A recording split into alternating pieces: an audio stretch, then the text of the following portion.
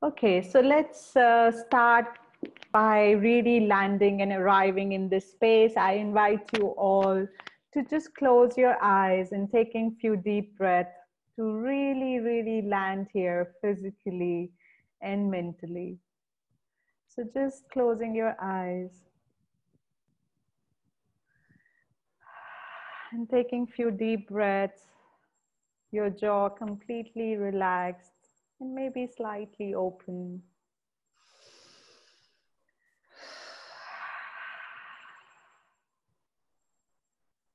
And maybe feeling, even if you attended one session or all the sessions, what did you take away from here?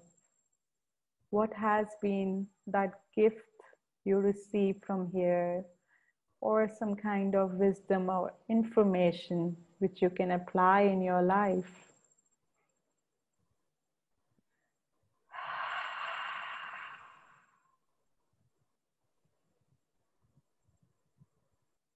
And breathing into any kind of message which comes.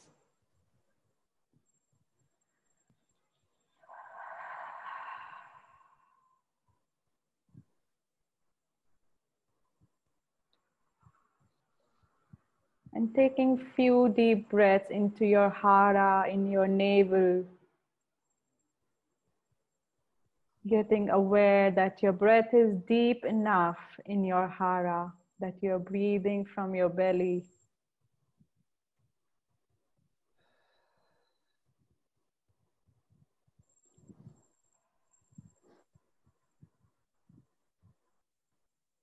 And thanking yourself for giving yourself this time to be here and now.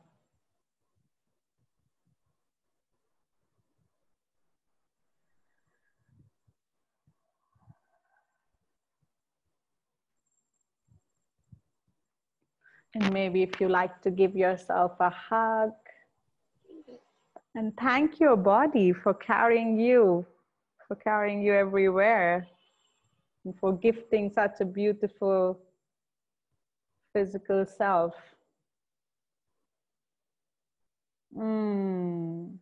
Giving a tight squeeze and hug.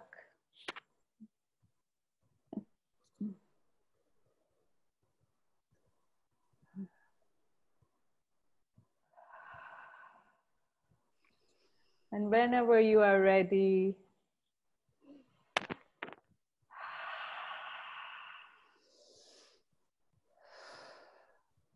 you can open your eyes.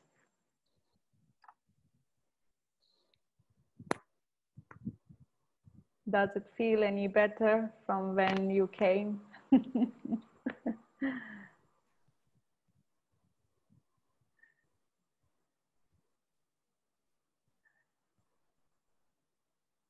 Great. So let's welcome Rachel and Karna Rohit. Rachel has been a somatic sex educator, a somatic embodiment teacher, a yoga teacher, and a Tao Tantric arts and holistic pelvic care therapist. She has a profound gift to help women align with their divine essence and touching their lives in a way that has been deeply transformative. Thank you, Rachel, for joining us and adding your beautiful radiance here. And we have Lieutenant Colonel Rohit Mishra. Welcome, Lieutenant Colonel Rohit, to this evening. He has been serving for 22 years in the Indian Army before he decided to take premature retirement. And after his retirement, he founded Mission Fight Back together with few friends who share the same passion and vision, and which is recognized as one of the best school and college level safety program for the girl child and women in the world and in India. He's presently also writing a book on his experiences with children. Welcome, Lieutenant Colonel Rohit Mishra. Would you both like to add few words or say something? I think you've already covered everything, so I think we should just begin. Okay, so let's start with, our focus in this sexual education summit has been sex education. How do you feel that sex education can contribute towards preventing sexual abuse, or can it help to prevent sexual abuse in any ways? Would you like Uh, to go first, Bernard? okay. See, one other thing that I've learned from the army and dealing with children and women after I quit about 3 years back is the moment you say the word sex, what is the first thing that comes to your mind when you were a teenager? The first thing that comes to your mind is curiosity, isn't it? The first thing that happens is you get curious about it. What is this big word? Because there's such a big taboo about it. And it's all over the world, it's not just India. The moment you have curiosity, you try to gain knowledge. And what is the best way of gaining knowledge today? Go to the internet. The moment you go to the internet, the kind of knowledge that is being given to you is all pornography pops up. The moment you just type sex, there are movies, there are songs, there are literature. So basically, you are getting the knowledge in the wrong way. You don't have the correct perspective to it. That is the reason why you start seeing women as a commodity. You start seeing women as a sexual object. And that is the reason why for over centuries, we've always used rape and molestation as a weapon during wars. And that is the same mentality that happens to men all over the world, in India, all over. That, half knowledge is always supposed to be the most dangerous knowledge.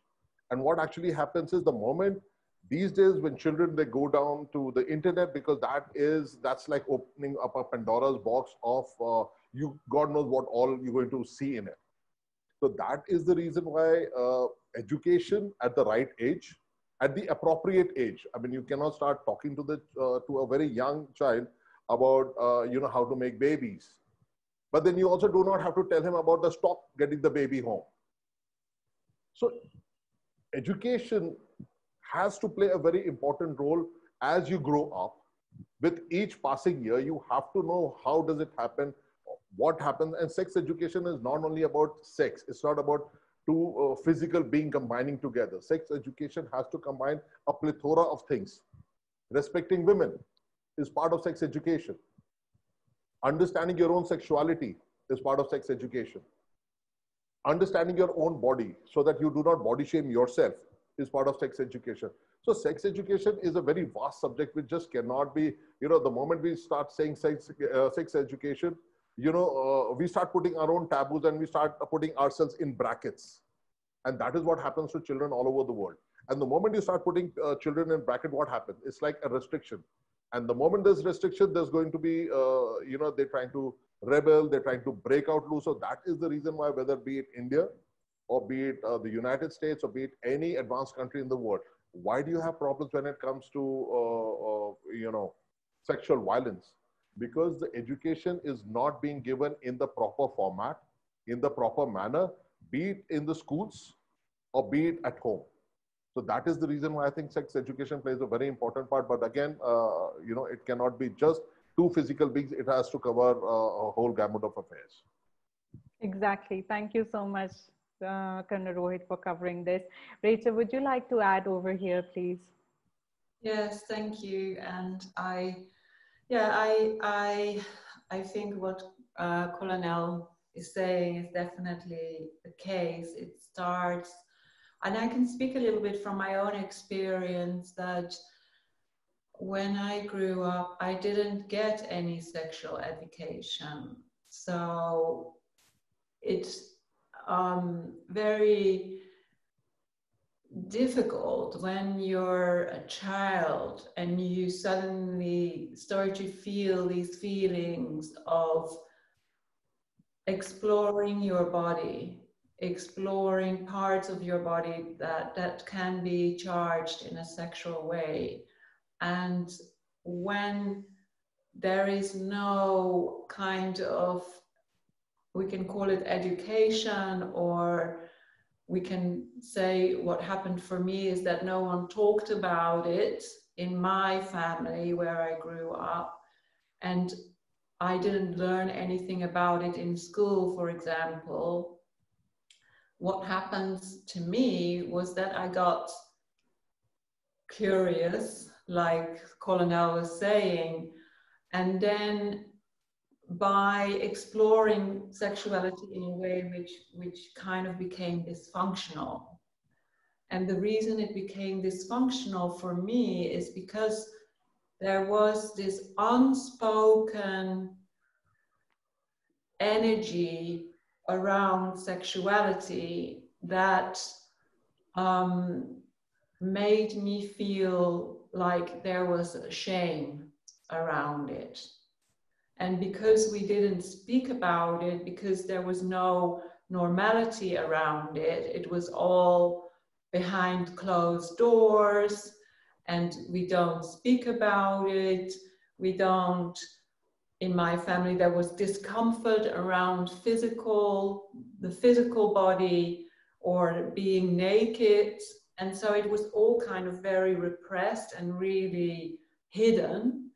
And at the same time, when you're, as a child, when you grow up, it's right in your face. Suddenly you get hit with this feeling of awakening your sexuality.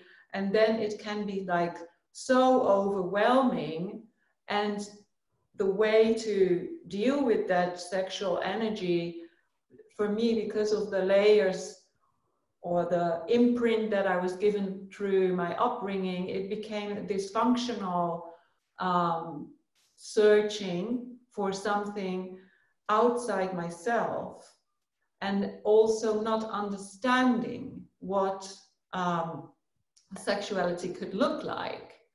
So that's why when we're educating people, it's about making it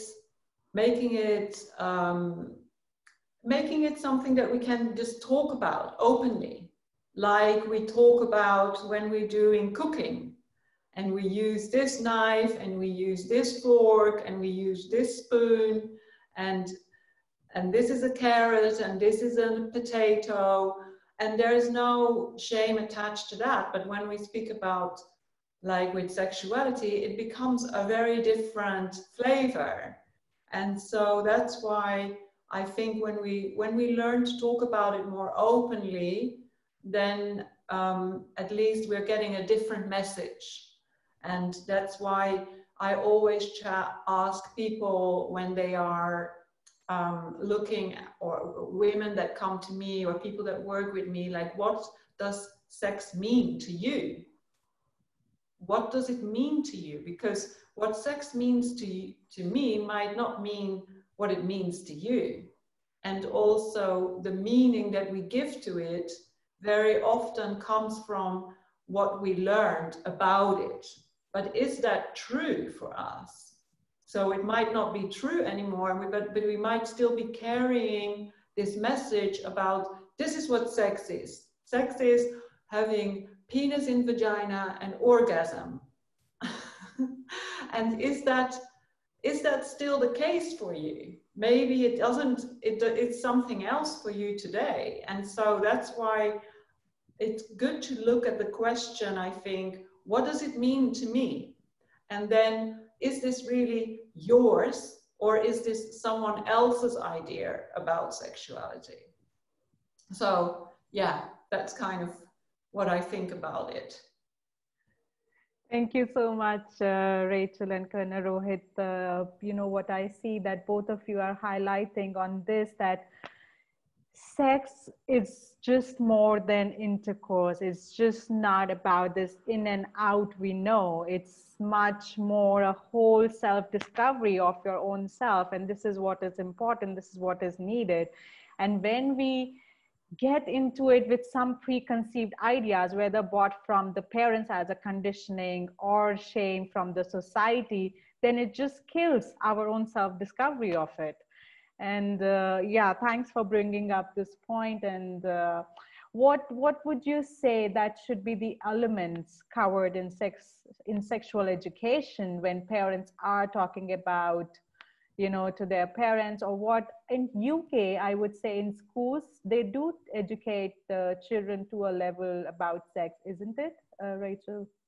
I don't know. I mean, I was born in Holland, in Rotterdam, and Holland and UK are very different. But I would say that when I grew up, there wasn't any information uh, around other than like make sure you don't get pregnant, something like that. You know, it's about safety. So as women, when we grow up, we already very often get the message there is a danger involved in having sex, danger around getting pregnant, and so that might still be there, continuously playing out this tape in your head around that.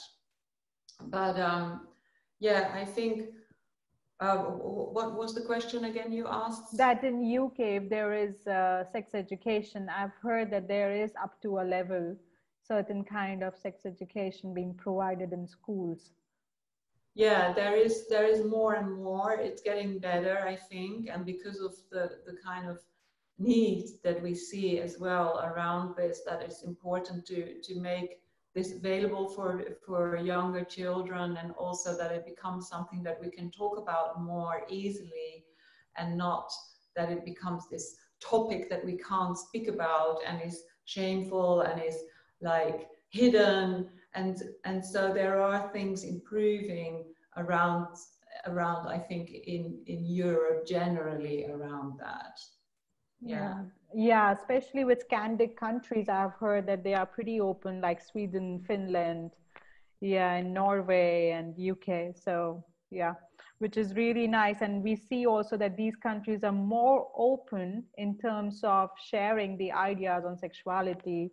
And there are also like radio programs specifically on sexuality in Sweden. That's what, when I was talking with a friend, I got to know, and which is really amazing. Whereas, Colonel Rohit, I would like to take up with you in India. Recently, 1.5 months ago, the law got changed, and sex education has no longer been by law to be provided in schools. What would you like to say? Because I believe you work closely with different schools in northern India, specifically in Dehradun, wherein you educate the girl child on self-defense and safety level programs. So, yeah. So, as far as the this thing moving out of the education system is concerned, as far as my knowledge goes, it's still not on. Sex education, though a very minuscule part of it is still part of the Indian system. But you see, the problem with India is we are a bunch of prudes. But we also have the highest number of population only after China. You know, we are the land of Kama Sutra, but we are the only people who do not want to talk about sex, because sex is a taboo for us. What is it that we relate when it comes to sex, when it comes to a girl child or to a woman? We always correlate her virginity to a virtue.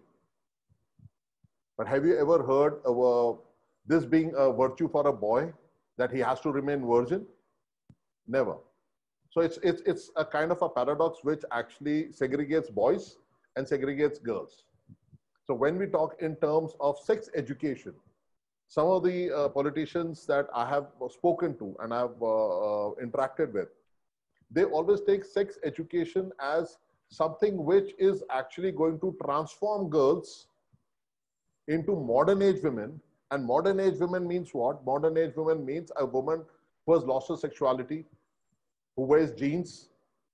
That's what happens in India. Everything gets equated to the kind of dress that you wear. I was just doing a webinar about a month back with this group called Sipping Thoughts, where this girl, one of the viewers, she just came in and she said that she was raped in Gurgaon. She was in a mall and she walked out of a mall and she was raped, and she was just 19 when she got raped. And the entire police standing there were not really ready to help the girl out. What is it that they were talking about? What was the dress she was wearing? And that she was an NRI or a non-resident Indian. So there's, oh, she came from a certain culture to India, so she did not have the Indian values or the virtue. See, so this is the problem that actually happens in our country the moment the politicians start equating a girl's virginity to her virtue, right?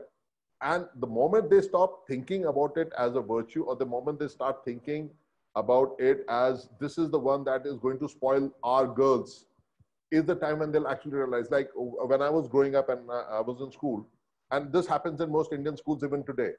The moment there is a chapter on reproduction during your bio classes, the teachers always go absent. It's like a mandatory leave that they have to go in. I mean, haven't you seen that in your school? So the moment they go on I mean, that is not even sex education we're talking about. There's just a chapter on reproduction. And the moment you're talking about reproduction, there has to be sex. And the moment you have to have sex, it is going to make a lot of people uncomfortable. Because the moment you think that the Indian youth are taught about, the penis and the vagina and the pleasure that it derives, everybody is going to go helter-skelter. We're going to lose our virtues. We're going to lose our sanskars. And we're going to lose our tradition. And then we start societal this thing. And then the whole rigmarole of society, traditions, family honor, and everything starts. Parents in India still do not send girls when they know that in the curriculum there is going to reproduction is going to be taught in school at that particular week. Girls do not come to school, at least in the rural area, they do not. So coming back to what you said about, our politicians, they have a very binary vision of the whole thing. They don't really see all the dimensions of it. As far as the politicians are concerned, they have to cater to a particular, constituency of people, which is patriarchal in nature, which are misogynistic, right? So because most of the men come out and vote in India, the women don't really come out to vote. So if the men are coming out to vote, why do I not, cater for their needs and their this thing? And it's patriarchy at the end of the day. And the moment there is patriarchy, it's better not to talk about sex. So that is the reason why maybe they would be thinking, because yes, there were a lot of talks going out about removing sex education from India and rather putting yoga in it. Yoga and sex education are two different things. I think Rachel is a yoga guru. She'll probably be able to educate us better on that. But what's yoga got to do with sex? I mean, I would like to learn that. And, so now yoga itself is being equated as something equivalent or better than sex. So if you do yoga, you probably might not have, sexual urges. Though my thoughts are absolutely contrary to it, right? So this is what it is. So yeah, they have a very single-minded vision. And in case if they do something like that, they'll be actually be doing a lot of disservice to the society and the nation. Oh my God, yeah. Listening to all this, that it is still the problem so deeply rooted in India, all this cultural conditioning and parents just teaching the girl child as virginity as virtue. And yeah, I see that we are still so behind in, it doesn't seem like 21st modern century. It feels like you're living in some other era. Or yeah, and this is why, the whole focus and intention of us creating the Sexual Education Summit is seeing this situation worldwide, whether it is India or another part of the world, that sexual education is not given any importance. We are giving importance to yoga, but not our own body, to learn biology or anything about it. So yes, thank you so much, Kanna Rohit, for throwing some light on this.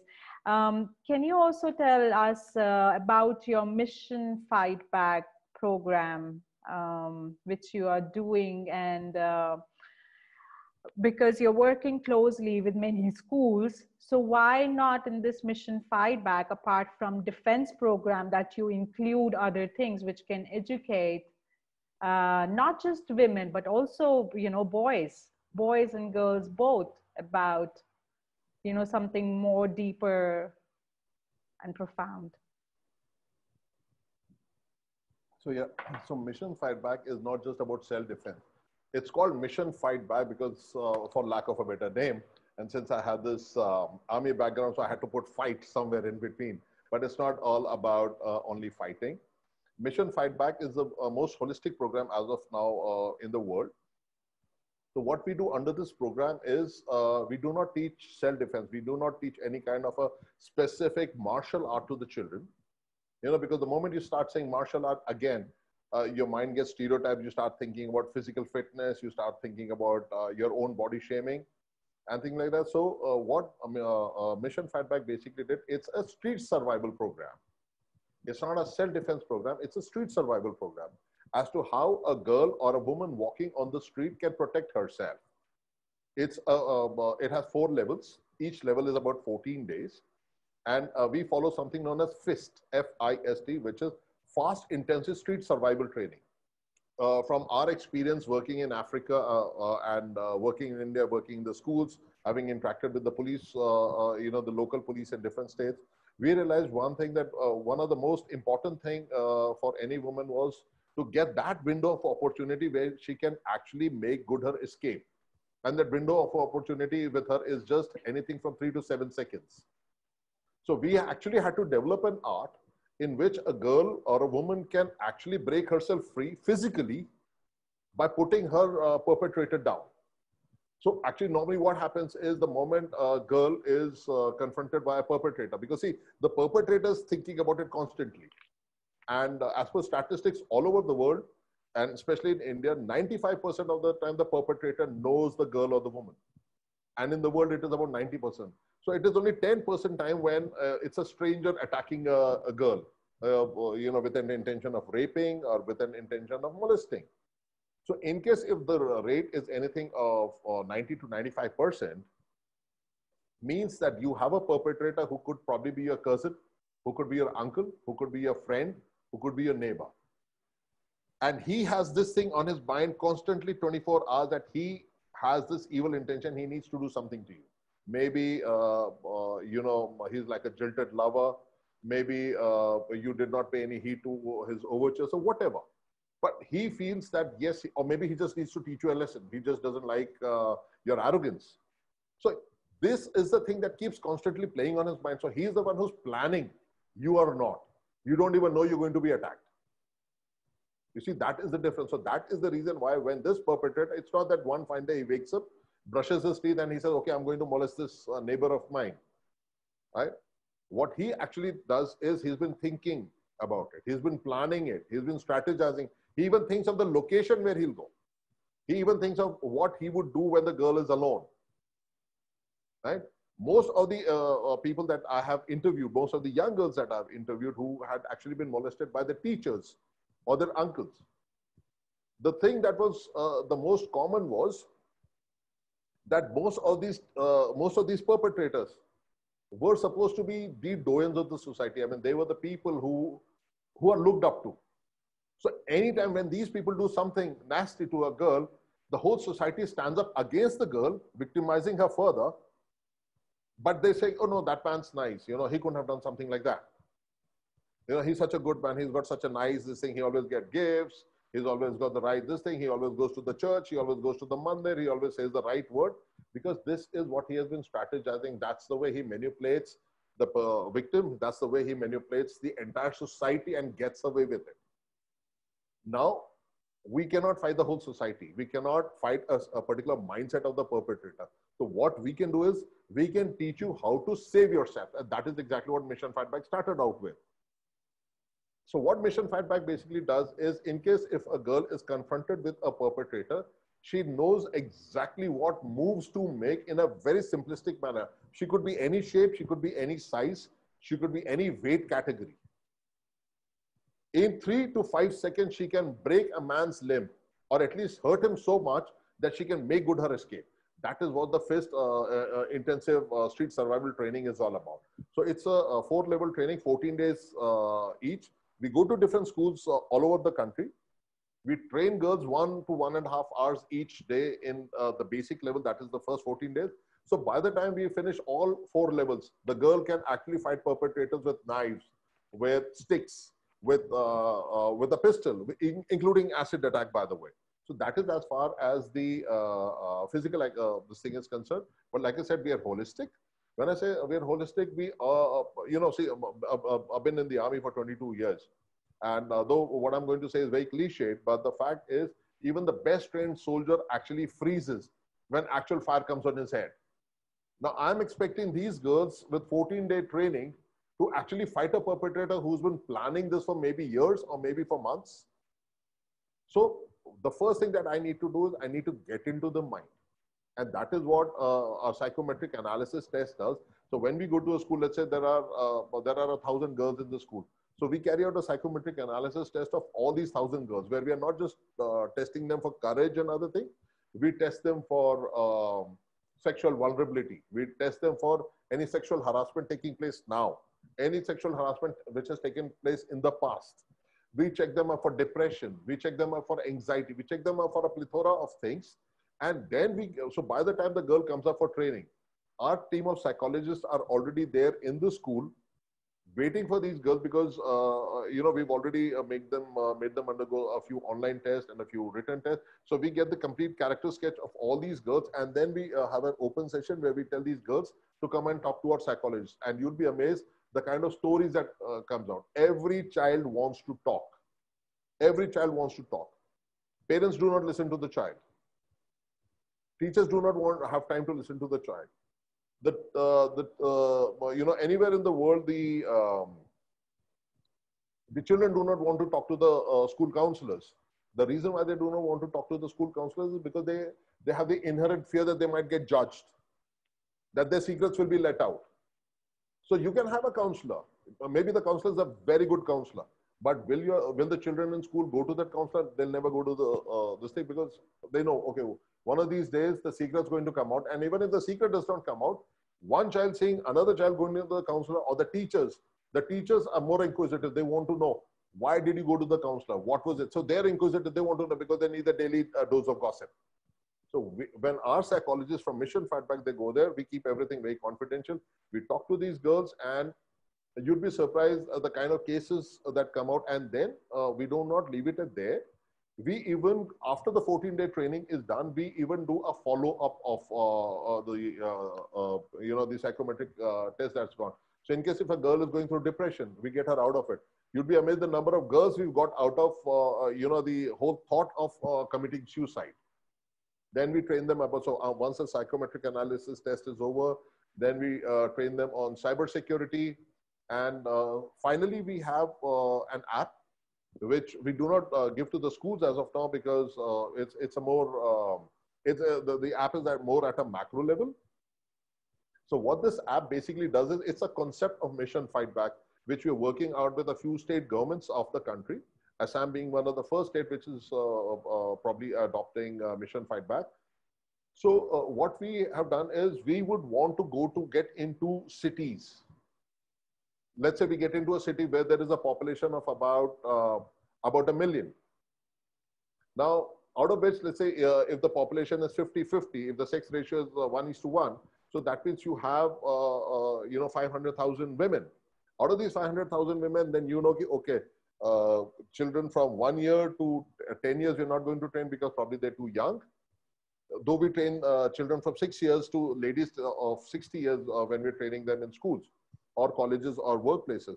But when we're working with the government, so out of 1 million, let's say we take 2 lakhs or 3 lakh as the figure where we're going to be training them. So now in India, the biggest problem is that the police to population ratio is actually pathetic, is the word.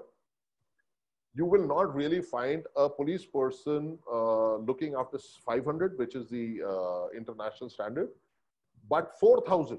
In India, it has to be 1:750, but it is 1:4,000, unfortunately, as of now, in most of the states. So you can never really expect the police to come out and help the girl in real time.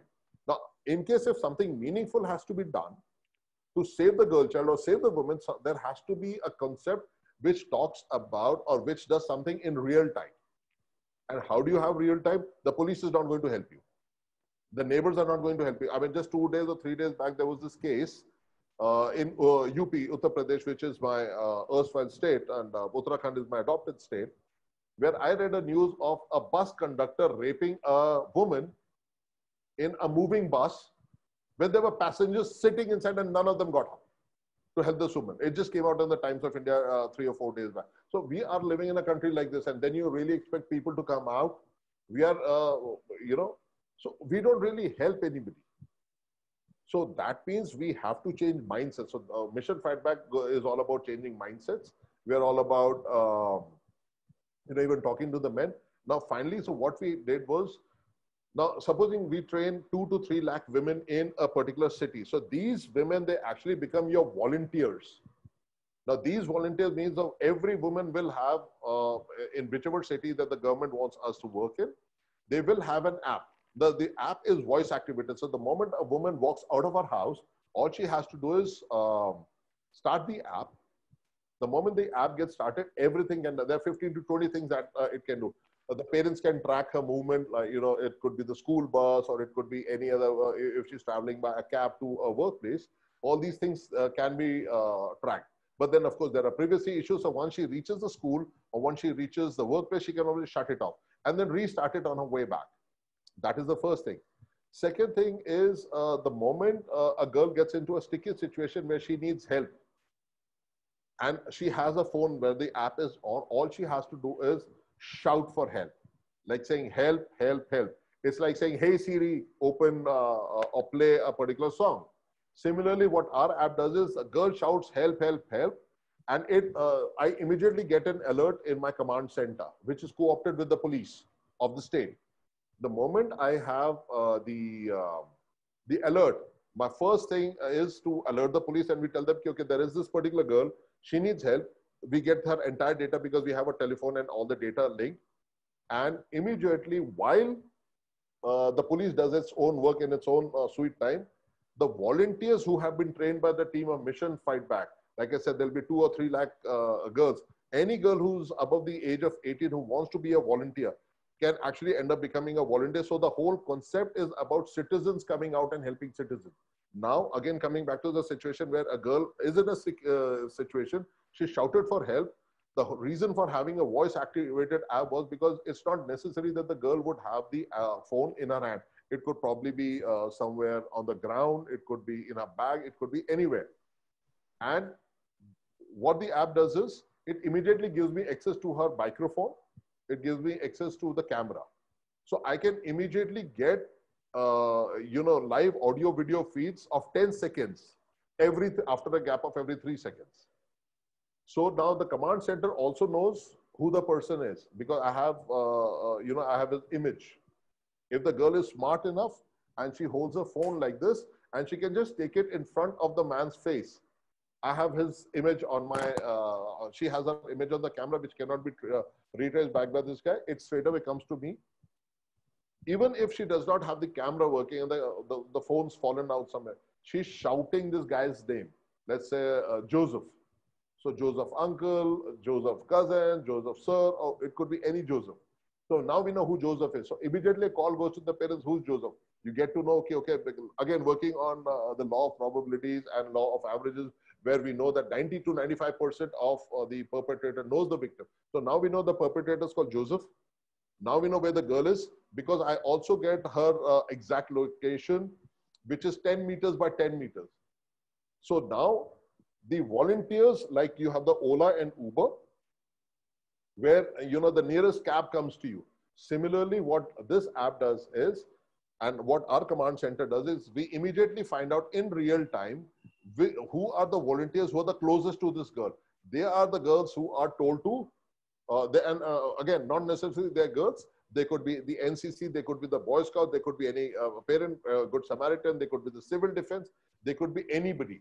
So these are the people who in real time, probably you could actually have 2 or 3 volunteers who are just maybe 100 meters away from the girl. So these are the people who rush there. They're given the particular information. Okay, there is a man named Joseph. We might even have Joseph's telephone number. And I'm sorry in case if there's any Joseph watching, you know, right now. I didn't mean to. That's the first name that came to my mind. So it could be Joseph, it could be Jack, it could be Rohit for all you know. So I'm really sorry in case if there's a Joseph out there. So what I basically meant to say was, yes, the citizens will come out and help citizens is what Mission Fight Back is all about. Thank you so much, Colonel. So what is the age group of the child you work with generally in the school? 6 years to 60 years. We train girls from 6 years all the way to 60 years. Ah, okay. So you're also doing the programs apart from the schools, also outside. Colleges, workplace, everywhere. Anybody who calls us, we go there. So the whole team moves to train the Uh-huh. girls. Okay. Um, Rachel, coming to you, my dear. Uh, your style of working, for empowering any victim from sexual violence is completely, I would say, opposite. And you have your own personal journey from sexual abuse to healing. Would you please like to share with us? Because most of the times victims of sexual violence they don't come up to talk, to speak, and mostly the response is fight, flight, or freeze. So please share with us your journey. Yeah, thank you. I think yeah, I really appreciate the work you're doing, Colonel, and I really think this is great. And at the same time, for me, the experience of sexual abuse has been, there was no attack, there was no violence in such.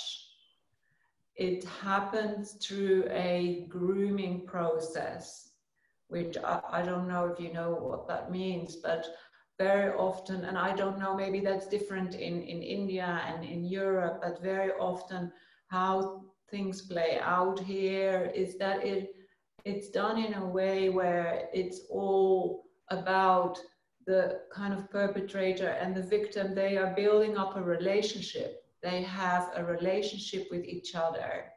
And that relationship evolves over time in such a way that very often the victim is being made to believe that this is love. This is someone caring for the other person. And so it can be a long process, it can be a short process, but very often it doesn't involve necessarily violence or an attack in such way. And so for me personally, there was no point that I was gonna kick this person in between their legs or bring suddenly my phone up and wave the phone in front of his face. That was never going to happen. There was only one point that I thought, if I'm gonna step through this door now, I'm not gonna be able to walk out of this door. In a way, I'm not gonna be able to escape this situation. There was only one moment where I thought that I could walk away. And actually, by that time, I was already not gonna walk away because I made the decision already somewhere along the line. And so I exposed myself to this because one, I had no confidence. I had no sense of self. I had no internal strength, internal awareness. And so I was probably going to attract someone like that in my life at some point anyway, because of my own inability to, not by having this feedback from my parents where it was, you are powerful, you have a voice, you are amazing, you are loved. I didn't get those messages from when I was brought up. I didn't get physical contact very often, actually none, I would say. I didn't have a father telling me that he loved me. I didn't have them confirming my femininity. It was seen as something that should be hidden, that is dangerous, is shameful. And so that's the messages that I got when I grew up, that my sexuality, my breasts, my vagina, they were things that I should hide, and they are not, they are like, this is no go. And so the message, by not receiving that physical contact, like a cuddle from my dad particularly, or my mother, and never my dad had said to me, I love you. That kind of started creating within me this feeling where I was desperate for attention, desperate for someone to confirm my femininity, my sexuality. And so I made myself very vulnerable in that position because I was desperate. I was vulnerable. I didn't get those messages from someone else. And therefore, I was exposing myself to anyone who was going to give this to me. And so, of course, I was going to attract people that were not having the best interests in me. And that continued afterwards as well with the kind of men that I attracted in my life. They were basically using me as an object. And I allowed myself to be used as an object because that's how I thought, that's what I thought I was, an object, a sexual object. And I felt really, and I see that a lot with women as well, that we kind of think like, you know, when we are a sexual object, we feel powerful.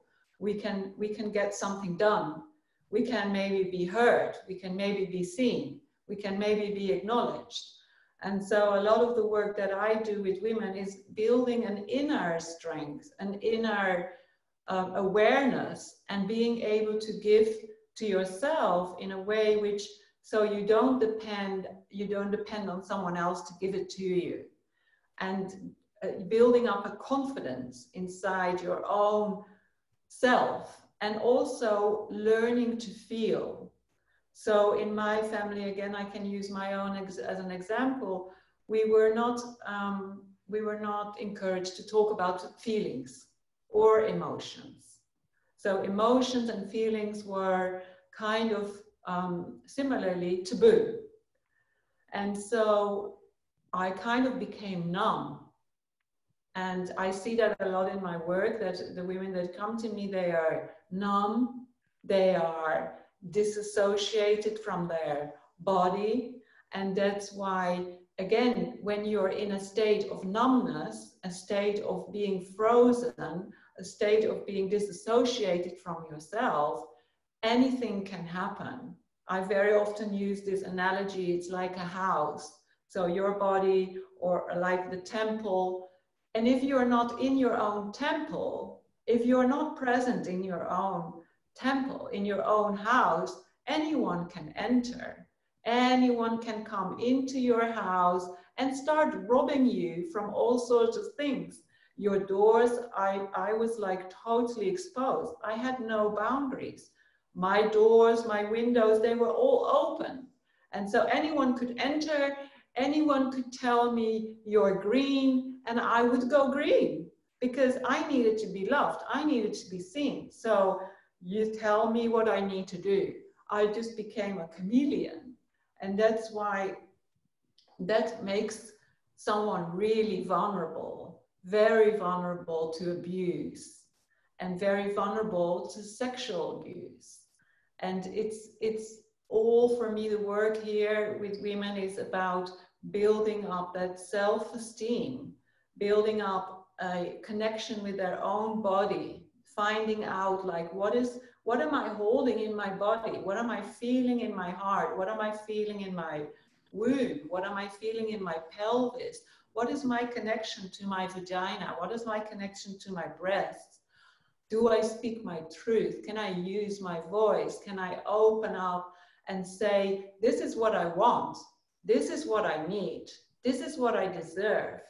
And a lot of women that are coming to me as well, they cannot look at themselves and say, I love you, for example, to themselves. They cannot look into the mirror or even look at their own vagina and think loving thoughts about their own body. They cannot connect with it. They cannot bring their awareness down. They cannot feel their own body. And that's why, as I said, that makes someone really vulnerable, because if you're not present in your own body, then anything can happen to you. Anyone can enter, anyone can take things away from you. And that's why it's important to look at all the different facets, which is One, it's your emotions, your feelings, and then the connection with your body, and then women talking about it as well. I do a lot of group work with women where we do women's circles and we share about these things. And then we start to feel safe, and then we start to feel comfortable, and then we don't feel so alone with the journey that we've been on in our own kind of exploration with this. And that is a really beautiful thing. I always say to women, and even if you're a male, then I recommend go into a men's group, go into a woman's group, because that's where you are going to experience things that are about really starting to feel part of a group, but also start to be able to reflect about your kind of what is coming up for you when you're in a group. When other people share things, you identify with that, and then it gives you courage to really start to speak your truth as well. So that's kind of in a nutshell what I do. Wow, so beautiful, Rachel, how you explained about your journey. And here we have, I see, a very beautiful blend of two people who can teach the inner and outer strength both.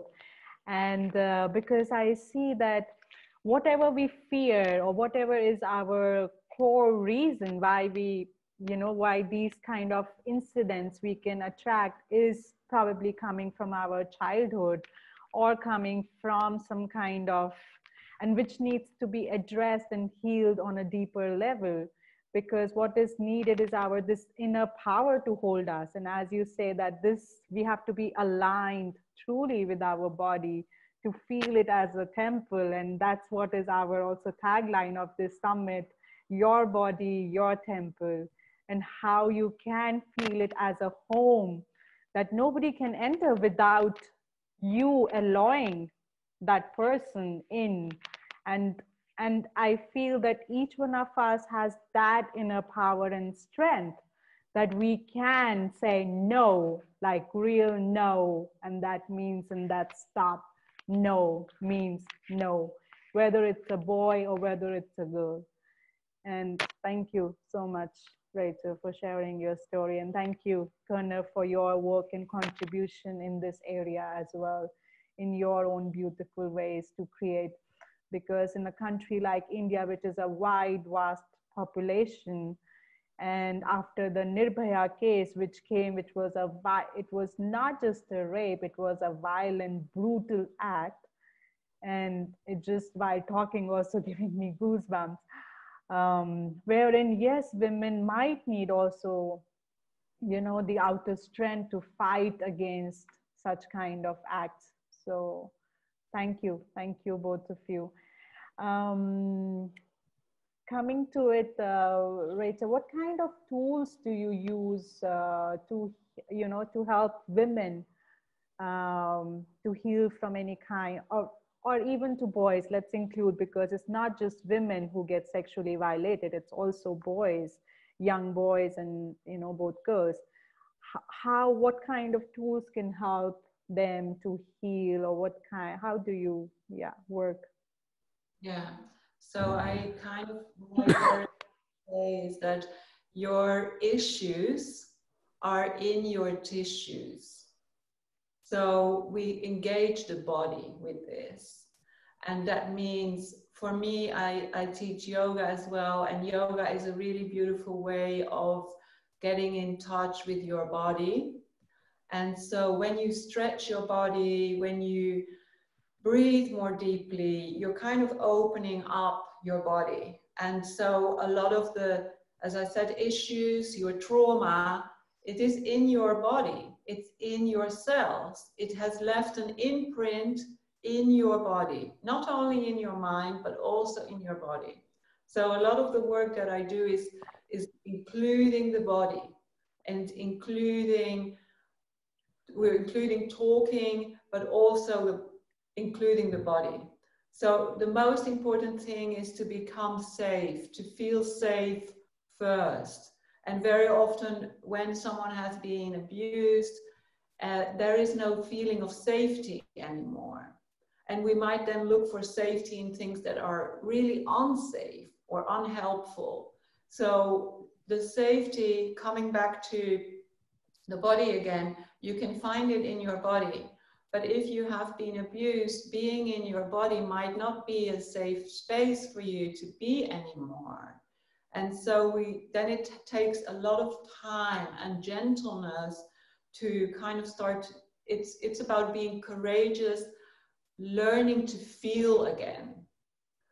And when we learn to feel again, we will start to meet things along the way which are uncomfortable, which are maybe painful, which are maybe emotional.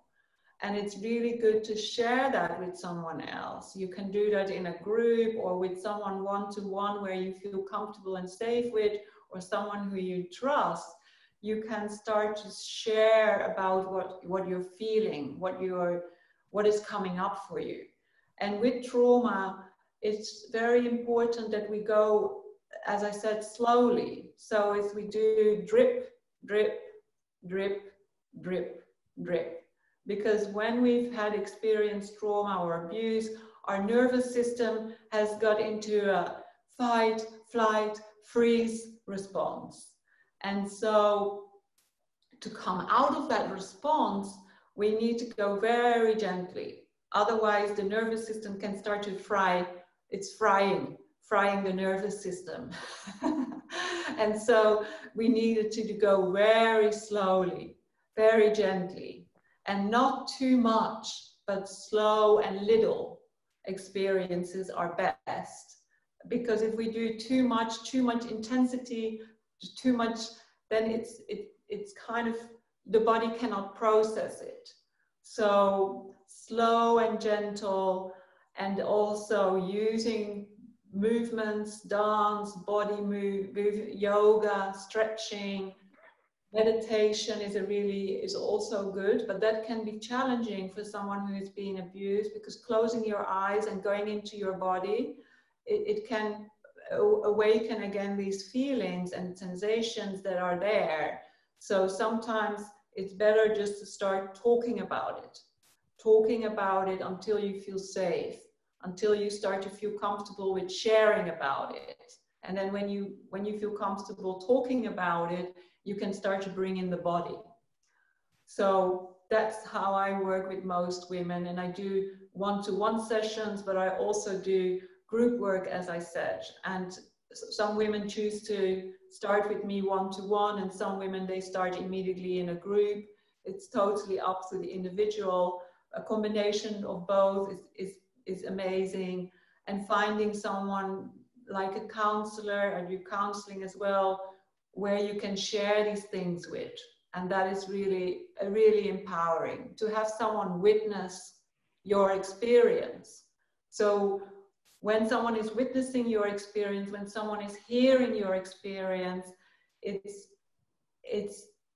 not about judging it. And that's what happens very often. It's like we can judge someone and come in with advice, and that's all not helpful. When we're dealing with trauma, it's really gentle, and it's really about just hearing and witnessing. And that is very healing for women, just to have someone sit there with them, and they're sharing their story, and they're not being judged, and they're not being told what to do. So that's, yeah. Thank you, Rachel. I think there is no copyright on this line. Your issues are in your tissues. I'm going to use that. Beautiful. Yeah, thank you so much for sharing your own personal journey here. And I'm sure, you know, women or men who have been sexually abused hearing this can feel empowered. And there's always way, you know, to heal ourselves. We should just have willingness. We should just have, yeah, willpower to, yeah, come out. Kana Rohit, I would like to come back here to touch base on how do you see that, you know, in sexual education in India, that it can encompass, you know, a holistic education. for women and men, for girls and boys both, which can build up an inner and outer strength, both to not just to fight, but also to recognize your own body and your own pleasure. It has to be a pleasure-based sex education and not just learning about something, yeah, just your basic biology. No. So yeah, so sexual education is not just counter effective. It is a necessity. It's an imperative way to learn about our own self.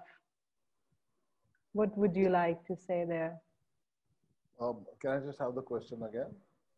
So basically, I'm saying that would you see including, empowering also people whom you are working with to build up this, kind of inner strength and going more, maybe deeper, like you said, that you are doing tests, like on computer, wherein you try to go deeper into their emotional well-being. So how do you work further in this case? So the first thing, I've often said that most of the time, and I'm saying it again. You see, it's not that men for the Indian Army are picked up from any different part of the society, or they're not patriarchal, or they do not come from that kind of a background.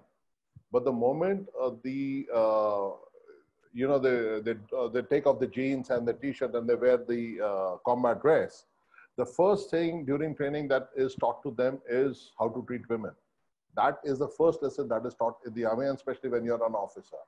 That is the reason why all over the world, it's always called an officer and a gentleman. Why is it that they are taught to be a gentleman?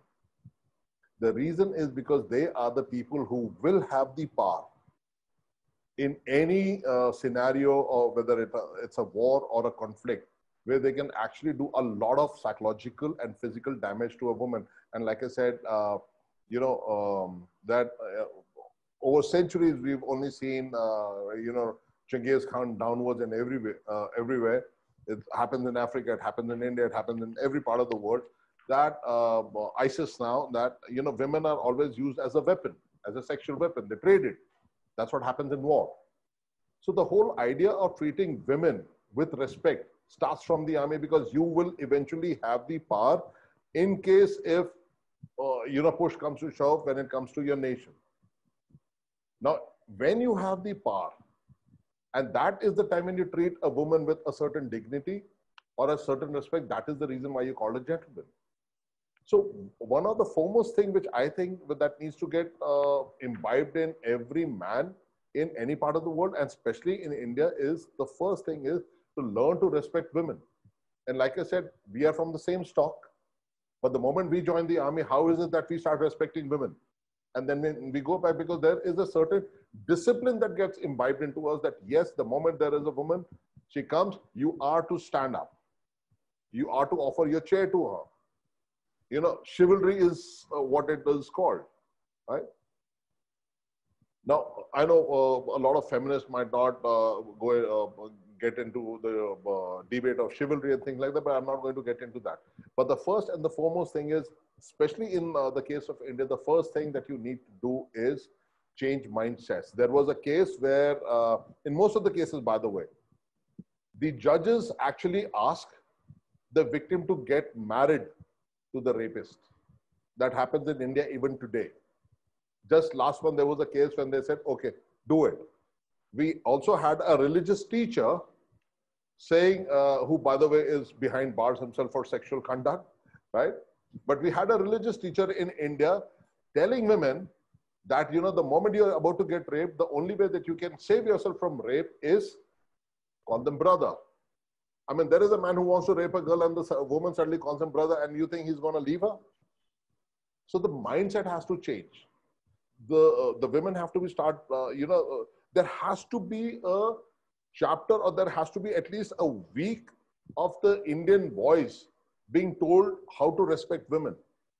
And the respect should not be the ma's and the behns, that's the mothers and the sisters. The respect has to be about every woman who is outside the four walls of your house. It is not that you can respect women inside the house. You have to go out, stop whistling at them, stop eve teasing them, stop thinking that you are a man in case if you can tease a girl. You are a man in case if you protect her from being teased. Till the time this mindset comes in the men, I mean, I can keep teaching self-defense to or street survival to girls for years together. But if I cannot change the mentality of the Indian men, then the women will keep fighting, and the men will still be the same. So in the education society, the first thing that we have to do is we have to kill the patriarchal mindset. And it's not very difficult, to kill it here. It might sound very easy for me to say it, but yes, in case you start training your boys from an early age. And why are we waiting for educational system to start educating our boys? Why cannot the education of the boys start from your home? Why can't the parents do it? What is the responsibility of the parents? Why can't the parents teach the boys? No, you cannot. It is not right for you to go and tease a girl. It is not right for you to physically bully a girl. It is not right for a husband to beat his wife. It is domestic violence is just not allowed. This is the mindset that needs to come. This is a mindset that needs to change, and it has to start from home. And the moment it starts from home, from the parents, from the teachers, from the schools, then we can talk in terms of the government. And see, ultimately, the government will always play to the gallery. So the mindset has to be a revolution which starts changing, and it has to start from home. So we do a small little thing that when we go to different schools, of course, it's a co-ed. So when boys actually see girls being trained, and how to bash the boys up, there is a certain deterrence that comes into them. There was this case just about this January. I got a call from a principal from a school. She said she wanted me to come this April to her school to actually meet this girl who had actually bashed up 3 boys or 3 grown-up men in a busy street market in a hill station, just because this girl's friend was teased. And how did she do it? Because she had training. Because of the training, she got confidence. So the next thing is the sex education is not just about sex education. It's not just about penis and vagina. It should also be about, if it is for, giving respect to the women, it has to be about the woman being confident about herself. So it has to be her inner confidence. See, the moment a girl is confident about herself, that means she's confident about her body. The moment she's confident about her body, like what Rachel said, the body is like your own house. In case if you're not there, somebody will keep coming and robbing things up. The woman should, or the girl should be taught that nobody can come and rob your body. Nobody can come to your house and rob you. Nobody can have the audacity to touch your butts, because you have the confidence to fight back. And similarly, the man has to be taught it is not right for you to touch anybody's butt when you're on a bus or a train or things like that. In case if we can just start with these 2 basic things, I think the education system and the politicians and their crazy ideas can always follow later. Thank you, Kanna Rohit. Through this, I just like to highlight like everything, all our, with due respect, men and women who are hearing, everything is warm out of this womb. So if the feminine or the women start to teach, whether it's a boy or whether it's a girl, how to respect not just their own body, but also others' body, then there would not be such a clash. We women needs to teach how to our boys, to our young girls, that what is it, to respect not just, other person's body, but our own body. And then there could be this kind of harmony which can bring in. So yes, I see that it's already time, and we have many questions from our audience. So I would like to maybe take few of the questions, whatever we can. And before that, I see one question for me, which is, where can we watch the previous day's session? There is a YouTube link which you can scroll up, or Sarah can share now also. So any of the sessions, if you want to watch previous sessions or the whole of the summit, it would be available after 24 hours or within 48 hours. We will send you an email to let you know that this is ready and you can watch the summit at so and so source, but please subscribe to our YouTube channel where it would be available. And I see that there is a question for you, Colonel Rohit, wherein you've been asked that, is there an online training available in your program? Not so far. We do not have an online program right now. We've been thinking about it, but as of now, no, we do not. Okay, and there's another question for you again, which I see is, what is the psychological impact of, no, it's not specifically for you, sorry. Do you have these sessions in Mumbai where one can attend? It just so happens that the office is in Mumbai. So yeah, Mission Fight Back actually started from Mumbai. Our office is in Andheri West. So it's not city specific. So what we do is any school or college that invites us over. So I personally go to the school and college. I meet all the girls. I meet the faculty.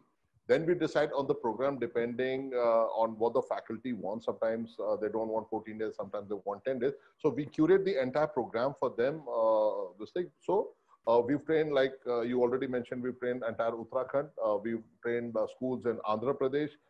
We were to start training a school in Kandivali, a college in Kandivali, and another school in Mumbai, and then Baroda, Assam. So as far as cities are concerned, city is not a restriction for us. Any school, any college, any workplace that calls us, we'll be there. Thank you. There is a question which says, what is the psychological impact of sexual abuse? Rachel, would you like to take up this question?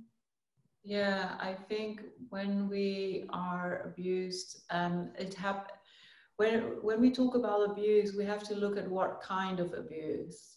So is it physical, which can include sexual violence? Is it emotional? Is it spiritual? These are all kinds of abuse. Emotional abuse looks different than physical abuse. Spiritual abuse, again, is different. So one needs to explore first, like, what is the abuse that I experienced? And you might have experienced all of those: physical abuse, sexual abuse, emotional abuse, spiritual abuse. And then we can, when you know what kind of abuse you experienced, then we look at kind of the messages that you received as a result of it. So one of the messages could be, it's my fault, or it happened because I was wrong. I did something wrong. And those messages might have come from your parents, from your teachers, from society. And so this message can get so ingrained in someone's body, in someone's mind, that we have to take the message apart. We have to kind of look at it and then really question it. And really, is this true? Is this really true for you? And then very often, obviously, we grieve. We come to grieve the loss of that belief that we had. Even though it was a dysfunctional belief, it can still make us who we are. So it's difficult sometimes to change a belief, even though it doesn't work for us, even though it's not true, we might still live by that belief. So we can change a belief by questioning it, by investigating it, and then we can bring in a new message. We can nurture the message that we received, we can grieve it, and then we can let go of it. And then we can bring in a new belief. And the new belief is normally a sentence like, I am powerful, or I am worthy. I'm worthy of love. I'm capable of change. I am a beautiful sexual woman. So all of these new affirmations can change the psychological kind of pattern and belief system that we have in our minds. Thank you, Rachel. That's a beautiful, take on this. Kanamishra, there is a question for you. Would you also go to a boys' school and have a workshop with them? Absolutely, absolutely. In fact, last year we trained the Sherwood College in Nainital. So we trained about 600 boys there. And the reason why we trained those 600 boys in the school there was because they said Sherwood as a school or a college had a certain ethos. These are the boys who go out in the society, and these are the boys who stand up for women. So we like that. So, and another thing is, while we train girls from 6 years to about 60 years, most of the school that we went, the principals and the directors of the school brought a point up to us. Initially, we were very rigid about training only girls and not boys. But then we realized that in case, God forbid, but there are 10 girls who do get molested, at least 3 will come out and talk about it. But in case if out of 10 boys, it'll be only maybe maximum 1 boy who comes out and talks about it, or maybe none. So yes, we do train boys. We train boys consciously from 6 years to 14 years only. Though for Sherwood School, based on their ethos, we train boys from the first standard all the way till the 12th grade. So yeah, in case if a school feels so strongly about it, we'd be more than happy to come and train these boys. The training differs a little, and then it is all about making them more responsible citizens than rather than street survival. Thank and you. Yeah, I also saw another question about the LGBTQ community. As far as we are concerned, we'll train anybody. Thanks. This is for you, Rachel, which I really see an interesting and good question. Can you kindly elaborate the healing process, the initial mindset of the victim, the transition, and finally the empowerment? Yes. So what I very often say is that we can come into empowerment when it's kind of, I use this analogy of a bird. So a bird can only fly when they have 2 wings. And we need compassion and acceptance. And they go together. And so without compassion and acceptance, we can't really fly. We can't really go into this empowered new state. So bringing in acceptance is a very hard process. It's like a grieving process. And with grieving, we have different stages that we go through. So we go through feeling. First, what happens very often, what I see with victims, is there is denial. So we deny that it happened. We might not even be aware of the fact that something like that happens. So denial. And then we go very often into, once we realize, oh my God, this happened to me, someone used me, someone physically abused me, someone raped me, someone emotionally abused me, someone spiritual abused me, there is anger. So anger comes, and then we need to process the anger. We need to let go of the anger. Again, we can move the body physically, scream, and start maybe shouting pillows, have someone witness that as well. That's really powerful. And then once we move through anger, we might come to bargaining. So we might try and change the reality again, because we don't really want to go further into the healing process, which means ultimately we will come to acceptance. But we have to go through all these different stages to get there. Very often that's what I see. It's people don't deny the reality, try and bargain the reality. Then there is anger, and then we can come to acceptance. And when we have acceptance, then we bring in compassion. And when we bring in compassion, we can fly. But it's a really gentle, and it can take a little bit of time as well to get to that place. But it's a really beautiful process, because there is a lot of letting go, and there might be lots of feelings coming up, which might not be easy to sit with. And that's why it's good to have someone help you and support you with that. Someone who has that capacity to be loving, to be accepting, to be compassionate as well. So when someone is modeling that behavior for you, then you can also take that behavior and start doing it yourself. So beautiful, Rachel. I can see your embodied personal healing journey talking through. So yeah, very beautiful. Thank you. Rohit, this question is for you. After your training, how do you evaluate the outcome and impact of your training? So like I mentioned, what we do is we carry out the training in 4 levels. It is up to the institution or the educational institution or whoever causes to take the training once in a year, or they can continue for the next 4 years. We have no problem with that. While we are training schools, what we actually encourage is we encourage parents to come and train with us for free. We train teachers along with it. We call as many people who for them to come and train with the children, so that the children actually get to spend some kind of a quality time with the parents at least.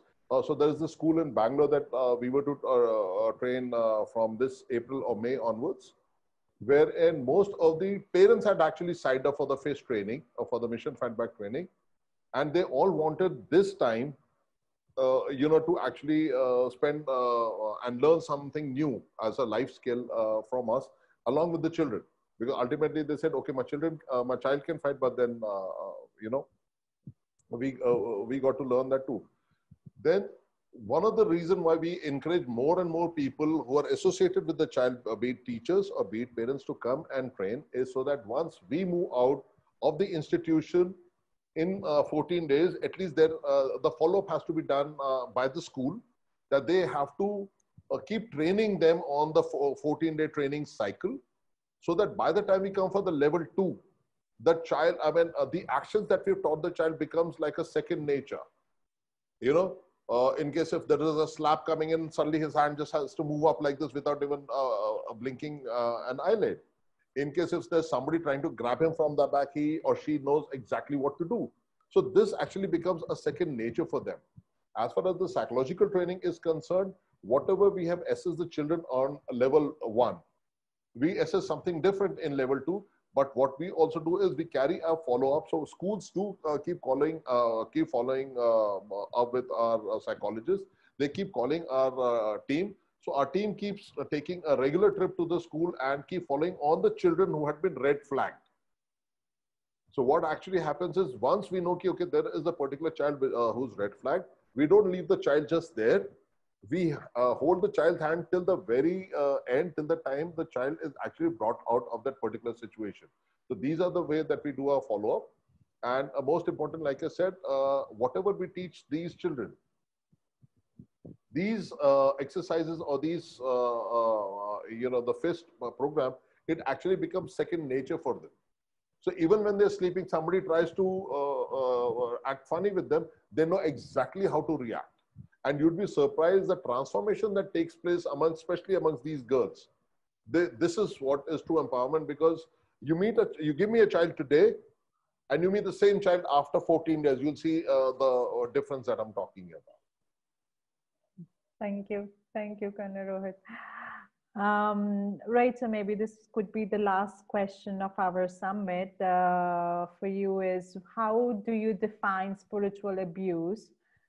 And is there any specific meditation or body practice? Means this is another question. I'm just combining both the questions now.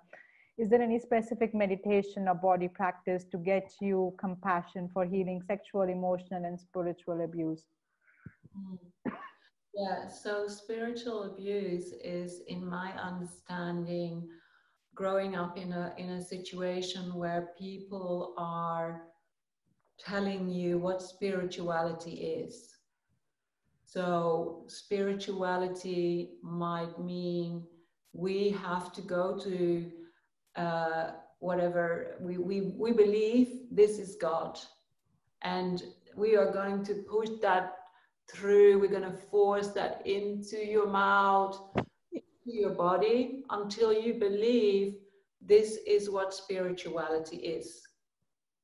So spirituality has different meanings to most of us, But when we grow up in a system where someone defines spirituality for us, that is spiritual abuse. So someone defining our reality is abuse. And that's why spiritual abuse, what I mean by that is that it's someone telling us, this is spirituality, this is what God is. And then you are being told that over and over again until you start to believe that without investigating it for yourself. So what it means for you. And similarly with kind of emotional abuse, it's someone continuously telling us that we are shit, that we are wrong, that we are doing it not in the right way, or telling us that we should be doing it this way, or telling us that emotions are not welcome here. We don't speak about emotions. Only maybe certain emotions are okay. Maybe happiness is okay, but anger is not okay. Or we are okay to laugh, but we're not okay to cry. And so that's what emotional abuse is. And that's what I see with men as well. It's like men get taught like we can't show emotions. We are not allowed to cry. And that is, again, that is an abuse in my eyes. And the last question, what did you say that was about doing a practice? Is there any specific meditation or body practice to get you compassion for healing sexual, emotional, and spiritual abuse? There are different ways that you can bring in compassion. And sometimes it's helpful to visualize someone that you think is very compassionate. So this might be a deity, this might be a spiritual figure, or this might be someone who has shown you a lot of love, or someone who loves you. And you can visualize that person in front of you, or that deity. It might even be an animal. And then you can kind of visualize that person, and then that allowing that to receive from that other person, that compassion. That is a really good way of it's kind of cultivating compassion in yourself.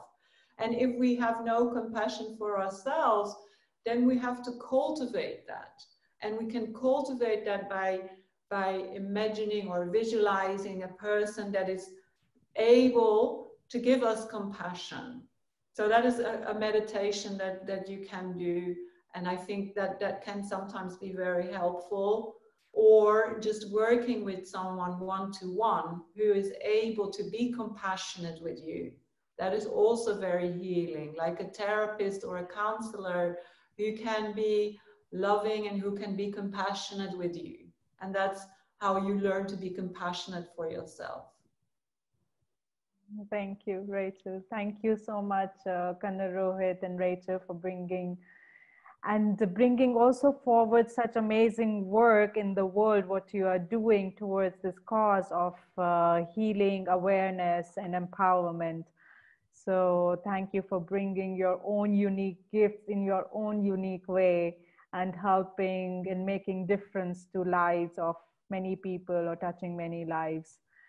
And I would, if there is any question for us as organizers, if you have, apart from where you can watch these free recordings, which I have answered, which you can watch it on our YouTube channel.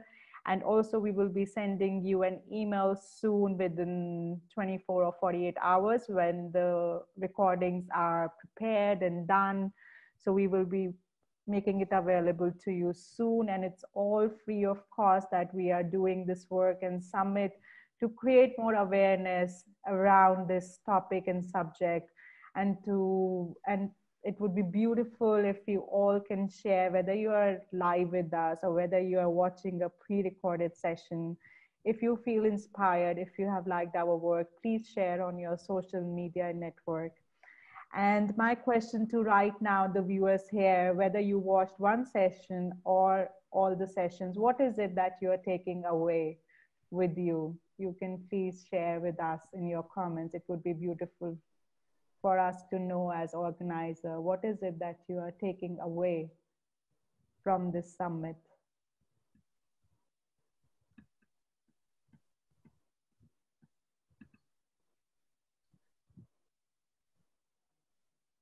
Empowered.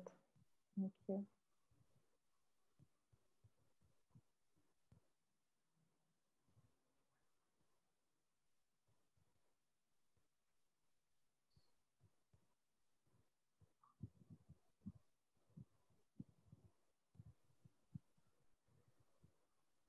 Learned respecting self and others. It's been such an amazing experience being part of the summit. It has helped me so much to change my perspective towards so many aspects of sex. Self-responsibility, great. Thanks, Moini and the Evolve team and all the presenters. It's been a beautiful weekend and I'm so full of inspiration to help empower myself and my kids with healthy sexual education. Thank you. That's what was the focus for our summit. I have my own 1.5-year-old baby, and I see around the world that, oh, we are still struggling with these minor trigger issues around sexuality. So how can we talk about super consciousness? How can we talk about compassion if these basic level things are not cleared up? So this has been our whole focus, to bring light on all these subjects. Superb list of speakers, enlightening, and happy to see the movement of sex education. Yes. And this shall continue. This is not just here going to stop. We are going to bring a lot of our different programs and courses. You can also check on our website, www.evolvebeings.com, where we have many sacred sexuality programs, empowering women, empowering men at the same time programs. So please stay tuned in, and please do like our Instagram and Facebook page and leave a review, your own experience, how you felt, and talk about the summit so more people can just watch our recordings. It is not over. You know, the work is there and people can watch these recordings as many times they want. So yes, thank you so much, Mohini, and everyone at Evolve Beings for the truly wonderful summit, which has really expanded my perspectives about sexuality and sex education. I'm a 25-year-old, soon going to get married and have kids in future. I'm feeling so responsible and so motherly about how I'm going to educate my kids and the kids around me too. Thank you so much for this beautiful session. All the best, Sharda, for your marriage and for your future life. I hope you have received some beautiful insights from here, and keep continuing the journey. Take whatever you can into your own sexual life to spark it, to have a fulfilled sexual life. To be true to myself and not to some ideas around sex and sexuality. Exactly. Thank you. It was a very insightful summit and broke so many stupid ideas that keep bothering me. Excellent. Thank you so much, Colonel Mishra and Rachel, and thank you so much, everybody. Thanks, everybody. Thank you so much for sharing your feedbacks. It's wonderful for us to just know and read and feel our viewers, that how are you feeling watching this summit. And though this is the last session of the summit, but as I said, evolution is an ongoing process, and we shall keep continuing this beautiful work. Yes, and please, your body, your temple. Yeah. Thank you. Thank you, Rachel. Thank you, Colonel Rohit. Thank you, Sarah. Would you like to come on screen? She has been supporting us on technical support. Sarah, would you like to say bye and come on screen? Is it possible for you, to Sarah, to switch on your screen? Would like to say personal thanks for supporting Yeah, this beautiful girl. She has been helping us out from Vienna. She lives in Austria in Vienna, and she has been mostly helping. She and Rohini from our team has been helping us from the technical team and managing the show. Thank you so much, Sarah, Thank for you your so beautiful, much. amazing support. Thanks, all of you. Thanks, all our viewers. Thank you, thank you, thank you. Bye bye. Sayonara. Good night from India. Good Bye, night, Rachel. everyone. Bye, Kanaro. Thank you. So much.